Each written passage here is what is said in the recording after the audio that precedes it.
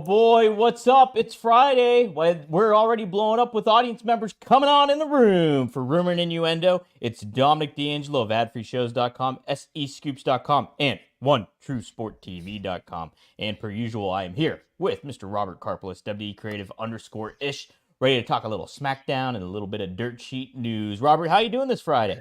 I am doing fantastic. The second we push stop on this, I'm hopping in the car and driving to Gainesville. So it is a Florida Gator football game tomorrow. It'll be my first game that I have been to in a decade. Wow. What was last Florida? What game was it? Do you remember what Last game I went to was against the Kentucky Wildcats. The next game I'll be going to will be against the Kentucky Wildcats. Ooh, meow. How about that? So yes, but it's my daughter's first Gator game. I'm excited. I'm pumped. I'm excited to be here talking with you with working internet, Dom. Hey, isn't that always nice? You can't beat working internet. That's the great thing about say it. hi to some of the folks who are joining us here. Dre Owens says it's Friday. Paused working stiff to join R&I. Working stiff came out this morning. Scott Chapman and I recorded. We get into a little bit of why that got delayed. It was not Dominic D'Angelo's fault. Scott Chapman, a very successful professional comedian, is on tour. We had to adjust things a little bit. Alt Jake said, good MCMG morning. Rumorites. All right, get a little Motor City Machine Gun situation there. Wrestling Old Head. Happy Friday, R&I Tribe. Dom and Robert continue to layeth the smacketh down on all of the podcasts. You know, you say that, yet Dom, who is the producer of this show, didn't get us Trump. No, not yet. Not yet. Not yet. You know what it is? I think Trump heard how fair and balanced we are with how we treat Tony Khan. That we may not agree with Tony's booking philosophy, but we always treat him with the utmost honor, dignity, and respect. And we would totally do the same thing to Donald Trump. 100%. 100%. You know, I put on my journalistic hat and I separate myself from the person or the subject or anything like that, and I do the work. Okay, speaking of hats, take the hat off. Yeah, You're wearing a Yankees hat. Did you not see what happened last night? Did you not hear me from all the way in Pittsburgh yelling and screaming at my television? Just anger, vitriol. Bad night across the board for New York sports. Tonight, great night for WWE fans. It is a very exciting show, and not a lot advertised whatsoever for it. We got SmackDown coming on up per usual on Friday, but on the USA Network for these recent past weeks. And we have the match. The only match that has been advertised, Robert, is Angel Garcia and Berto taking on a new tag team.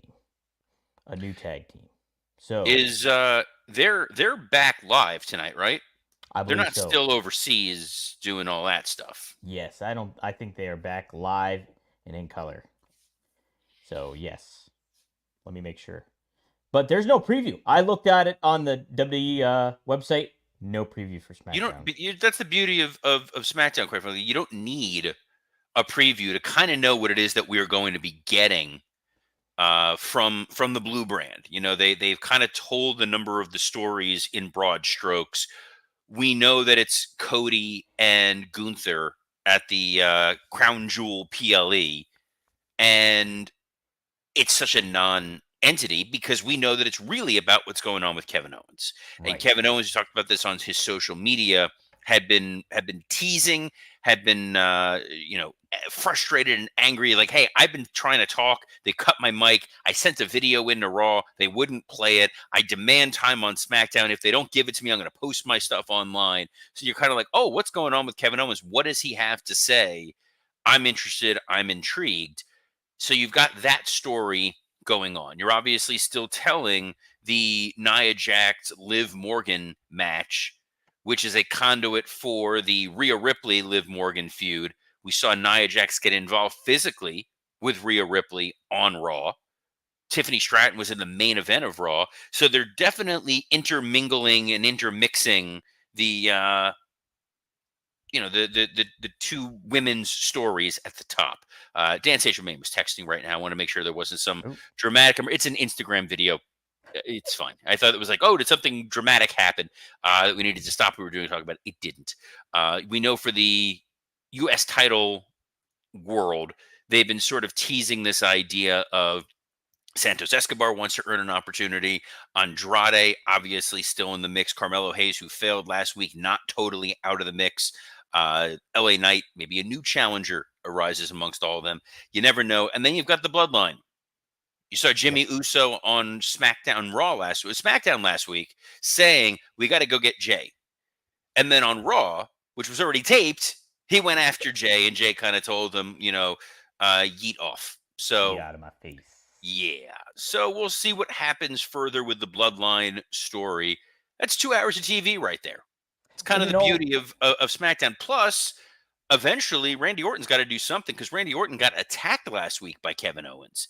he's scheduled to appear. That was the other thing I guess was advertised was he's scheduled to appear. So I'm sure we'll get a little follow up on that. But Robert, I think kind of speaks to we always harped on AEW and WWE, years back about hey, promote some stuff that's going on for the week following. Like there's no promotion here. WWE did that, and then they cultivated goodwill enough to not do that anymore because people trust that the product will be good when they tune in on a Friday night here. They do, and I think part of the reason they used to not do that kind of advertising is because they didn't plan long term booking. It's a great They're point like, too. here's Yes, what we're going to do this week. We hope. And it was we we would always push to advertise matches just to hold Vince's feet to the fire. If there was a match we knew we were particularly excited about, if it's like, oh, we're getting London and Kendrick versus Eminem, yeah. let's make sure we put a graphic for that and advertise it a week in advance so Vince can't change his mind. Oh, they're so small.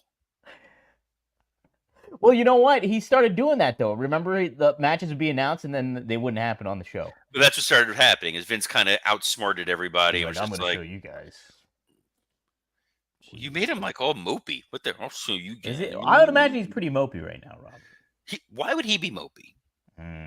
That's a good He's, point. he is he is still worth billions of dollars. He's not around Linda. Doesn't have any responsibility. Yes, he doesn't have his wrestling company, but there's worse things to do than being a billionaire with friends in Saudi Arabia. Well, maybe he's not so mopey. Either way, yeah, I'm intrigued by tonight's SmackDown. I'm excited for the Motor City Machine Guns. I always thought that they should have been main roster implemented there instead of NXT. I could see the intrigue of getting them down there and helping out younger talent, but I think you just got to establish a tag division, and these guys can help set the barometer for what you want to do on there, and kind of be a pivot point for your tag division in a lot of ways. So I think a tag division on SmackDown, including the Guerrillas of Destiny, DIY, the Street Profits. You still got Legado del Fantasma that can, you've got Berto and Angel who mhm. absolutely can go.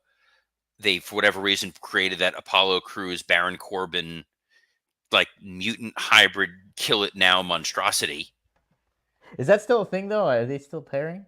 I, you're asking me. I Mm-hmm. don't. If you think that I am the one that's going to be encouraging for more Baron Corbin, you would be mistaken. It is hard to beat someone that is less interested in Baron Corbin than me. And speaking of beating something, our next sponsor needs no introduction. Oh my! You've seen the ads, you've heard us talk about it a million times, and I bet there's a big part of you, pun intended, that wants to try it. What am I talking about? Blue Chew. That's right. This isn't your grandpa's blue pill. This is the one, the OG chewable tablet for better sex. Blue Chew is a unique online service that delivers the same active ingredients as Viagra, Cialis, and Levitra, but at a fraction of the cost and in chewable form. The process is simple. Sign up at bluechew.com, consult with one of their licensed medical providers, and once you are approved, you'll receive your prescription within days. Blue Chew tablets are made in the USA and prepared and shipped directly to your door. The best part, it's all done online. No visits to the doctor's office, no awkward conversations, and no waiting in line at the pharmacy. You can take them anytime, day or night, so you can plan ahead or be ready whenever an opportunity arises. Blue Chew wants you to have better sex. Discover your options at bluechew.com. If you're watching SmackDown and you see Baron Corbin, that big, bald, stiff, and think, I could think of something else that's big and bald and stiff. That's because Blue Chew wants to help the entire country get rock hard. They told me that's their mission.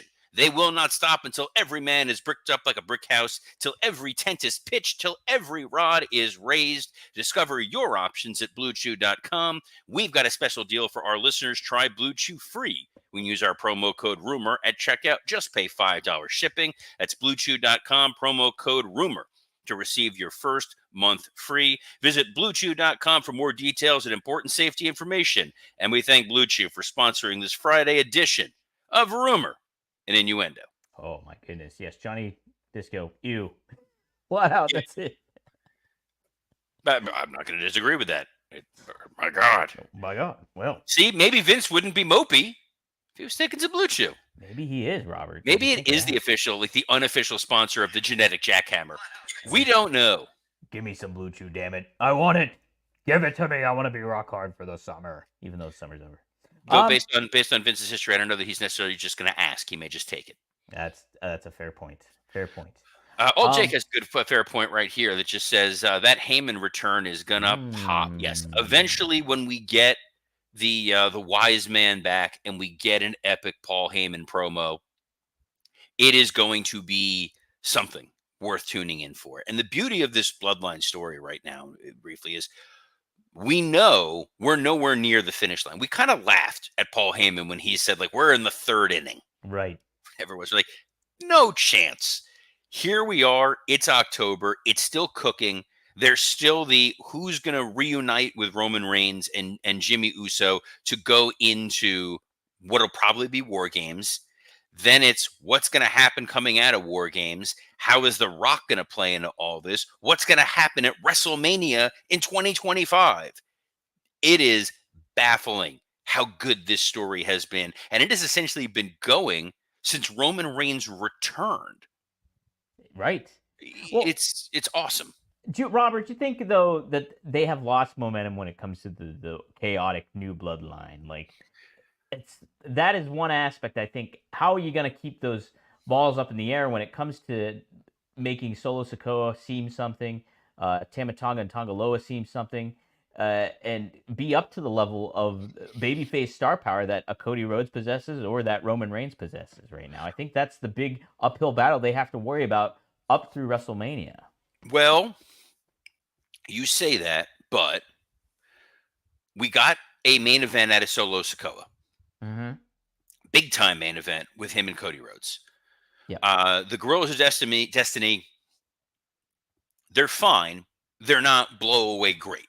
Mm-hmm. So they're fine in that tag team level. And if you could heat a babyface tag team up to go up against them, all the more power to you. Jacob Fatu is the intangible. He's the dude people are now excited about. What is that guy going to do? Right. So you do have an avenue as Dom's cat arrives that we are going to see Jacob Fatu eclipse everybody else in that new bloodline. And Jacob Fatu gave us a little hint of how good of a promo he is. I know how good of a promo he is. You know how good of a promo he is when you remember to edit and cut those clips and post them. God damn it. You should have posted them in advance before certain people whose names rhyme with Bort Bauer.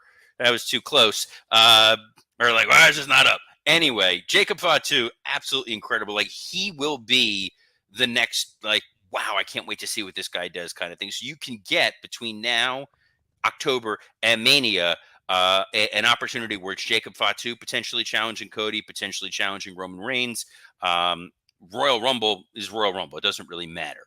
My hope, my vision, my pick, my fantasy book, if you will, is at the Royal Rumble. The story is kind of John Cena's last ride. Right. So you want him to get to the end of the Royal Rumble to make it seem like he's going to get a shot at main eventing WrestleMania. I want number 30 to be The Rock. I want The Rock to walk out there, and then the rest of the new bloodline descend into the ring, eliminate everybody, including John Cena, so Rock doesn't even lift a finger, and he is the number one contender for the title. Wow. That is how you make Rock a genuine heel when it is very tough to keep that dude a heel. And if it is the bloodline working on the behest of the final boss, that suddenly makes them more intriguing than, yes, right now what we're seeing. Because you do have to kind of beat them, though they did leave Roman Reigns laying. They did, yeah. That is great that we got a little moment of it here. Wrestling Old Head points out Mr. Bigglesworth. Actually, he wrote Mr. Wigglesworth and corrected himself. Mr. Bigglesworth. Yeah, no. This is the official cat of Rumor and Innuendo. He is. He's my Dr. Claw, my little guy. What is your cat's name? I don't even know. Razor. His cat is Razor Ramon. Well, keep him away from the catnip, if you know what I mean. Hey, I mean cocaine. Well, then I'll bury my dog, the official dog of Rumor and Innuendo. We're good. He's in the other room right now, so yes. don't worry about him. We got it. Climbing up because I was going to curse. You know what it was? Because I recorded Working Stiff this morning, and Scott and I used a tremendous amount of profanity, talking about Dynamite. But yes, no, my dog will chill in the other room. He started barking this morning when we were talking about New Japan and Zack Sabre Jr. being their new IWGP champion. Wow, yeah. He's not invested in the New Japan product, huh? Marty isn't. He was, he's upset that Tanahashi's retiring. Oh, is that what it is? Oh, it is kind of wild that Tanahashi and John Cena are both going to retire in 2025. And they won't have a match together, likely. And they probably won't. And nor will he probably have a match with Bryan Danielson, since Bryan Danielson's main roster full-time AEW run is over. And I'm sure you have no Bryan Danielson news that I'm trying to throw you to. No, not at all. I do have a little bit of news, thanks to Mr. Dave Meltzer. According to him and the Wrestling Observer, that Bryan Danielson, the plan was for him to always drop the belt at Wrestle Dream. But it wasn't going to be against Jon Moxley. It was initially going to be against Darby Allin. But they wanted to get more eyes on the product. They wanted to make sure that they were had a ride of momentum, and they wanted to give that to Jon Moxley, who's driving around in a truck right now. So seems like the right thing to do if that was the game plan to get Danielson written off television. Did not like how they set that all up, obviously, but they clearly did have to pivot, it looks like, Robert. I don't know how it would have felt if they had it be Darby. Mm-hmm. Yeah. Darby has really benefited from a lot of those types of rubs, and I don't know that it's really paid off. I mean, the Sting stuff, with him being part of Sting's last match, the entire Sting-Darby mentorship relationship, Darby being positioned as one of the pillars of the company. Darby Allin was the person who had the first big CM Punk match. He's been given all of these big moments, and I would argue that Darby is no bigger a star now than he was a year ago. Maybe even 2 years ago. I think that's pretty fair to say. Yeah, I do. I think a lot of that onus falls on AEW and how they've handled all their stars in comparison. I think Darby has been positioned in the right manner, obviously being paired with Sting for so long and getting that kind of thing. And then you mentioned CM Punk. Like, those are all stuff that adds to him. But if you look at the grand scale of how AEW has executed their booking with top stars and not making the most of them, I think that's kind of harmed Darby's trajectory in a lot of ways. Jeff Henninger brings up a good point, which is, but did you know Darby was homeless? What? He hasn't brought that up in a promo in a week. I think one of the things, and this is where I'm going to be a cranky old man. So let's prepare, and people are cranky old man. Hey, say what? Darby was going to leave to go climb Mount Everest. Mm-hmm. If you are the guy who wants to be the A1 tippy top, live and breathe this business, world champion guy, you're not taking time off to go climb Mount Everest. Yeah, you're not. It sounds terrible, and you're like, no, these people should have families. No, they are circus animals to perform for our amusement. But in all seriousness, if you want to be the top guy, there are certain sacrifices. Like, you have to kind of live and breathe wanting to make this business your one singular thing. So Darby leaving to say, like, yeah, I'm gonna go climb a mountain. Whoa. That didn't work for me, brother. Well, you look at it too from other sports. Kyler Murray is a good example. The quarterback for the Arizona Cardinals, really hot prospect, very talented. His focus was not on football a lot of times; it was on Call of Duty, and he got a lot of flack for that. He seems to kind of mature a little bit, but that goes a lot of it. It speaks to, like, yeah, you want somebody to be your big flag bearer and to have that kind of passion. I think Darby's kind of shown that conviction and stuff, though, in his promos as of recent, so I don't think it's necessarily all there. But yeah, I think this was probably if you take a step back and look at how AEW's handled everything, this is probably the best way to handle Darby if you are going to tell a world title story with him, because you're trying to ride momentum of a Moxley taking over, everything like that, and then Darby is the one that gets the payoff, it might seem. So He does, and look, he's a dude that goes to the extreme. He that is goes true. to the extreme. You know what? Who's else is going to the There extreme? you go. Is NXT reportedly in Dude, the show's November. called Rumor and Innuendo. You're good. You're Oh, already yes. covered by the name. By the name itself, I can say whatever and be okay. Well, not at whatever, but we'll have. It seems like we're going to have NXT take over the ECW Arena, the 2300 Arena in Philadelphia. They had to downgrade from the Enterprise Center in St. Louis down to the Factory, it was called, in St. Louis, which only seats 3,000 for their NXT on CW episode. So they're really embracing these smaller venues, and obviously ECW has quite the history arena. So I'm kind of excited for this, Robert. I think it's great. I think it's something that we've encouraged AEW to look into. I think when you run alternative buildings, when you run smaller buildings, you run unique venues, that in and of itself becomes an experience. The challenge when you run a slightly larger arena, to get into the nuts and bolts of this for a moment, is there are certain rental fees associated with it. You are paying to rent this building. There's also going to be your ticketing fees that are going to be attached. So it's not like you can charge a significantly smaller amount of money for an NXT show than you can a WWE event. And when you're asking fans to pony up money and say, hey, the same amount of money or a similar amount of money you were going to pay to go see Cody Rhodes and Roman Reigns, we want you to pay for Trick Williams and Ethan Page. Right. That I can see for certain regions, certain audiences. They're like, I don't know. It's why they put a CM Punk on there, or they put a Randy Orton on there. We saw this week for NXT, they did not advertise a big name, and the ratings kind of came back down to earth. Yes, they were up against baseball. Yes, they still did higher ratings than Dynamite, but you want to be able to run a building where it looks full and you don't get those cavernous arenas that are just empty and embarrassing in Florida Panthers level of lack of attendance. So I think working the ECW Arena is going to be a show that people are going to go and want to tune into. When we brought back ECW, we ran the Hammerstein Ballroom, the Manhattan Center. It was a pain in the Blue Chew. The Tookus. To try, we're sponsored Blue Chew promo code Rumor. To run that building logistically, we didn't run a TV from the ECW Arena. We ran a house show, and I've told that story a couple times. It's where I met your boy Rob Van Dam. But it's kind of like, well, I don't know how often I actually tune into NXT, but it's going to be kind of cool to see what they do in the ECW Arena. Or it's like there was that episode of Dynamite they did from the Jericho Cruise. Yeah. Go back to the Shotgun Saturday Night vibe a little bit. Yeah. Set up a ring in the middle of Grand Central. Like, just do something different. They did that thing at an electronic dance music show where they did some wrestling stuff. Like, pick unconventional places. Do unique spots. It's NXT. It's interesting. It's different. I think that could be a lot of fun. I think the ECW Arena or the 2300 Arena, whatever the hell you want to call it, if you run it's tough with the timing, but if you can run the ECW Arena and have Paul there, whew. Yeah.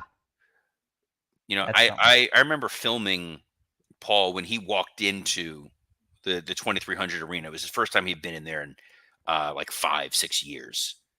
And he was genuinely emotional being back inside of there. I think getting to go back there with the WWE product, with an NXT show, knowing that he cares about the young roster and all that, and just letting Paul talk to that audience. That's where the money is. Fun Easter egg for that show.